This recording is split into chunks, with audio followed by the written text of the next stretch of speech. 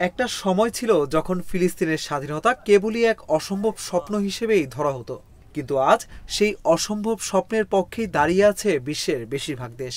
জাতিসংঘের ১৯৩টি সদস্যের মধ্যে অন্তত ১৪৫টি দেশ এখন ফিলিস্তিনকে স্বীকৃতি দিয়েছে বা দেওয়ার পরিকল্পনায় রয়েছে। মানে বিশ্বের ৩/৪ রাষ্ট্র এখন স্বাধীন ফিলিস্তিনের পক্ষে।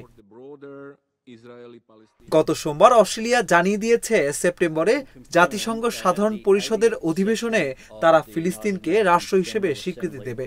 এর আগেই সেই পথ ধরেছে France, Ireland, Spain, Norway, Canada, Argentina, Chile, Sweden, এমনকি ক্যারিবিয়ানের ছোট দেশগুলোও।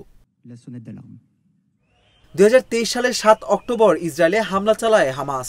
এরপর গাজায় ইসরায়েলের ভয়াবহ হামলা গোটা পৃথিবীকে নাড়িয়ে দেয়।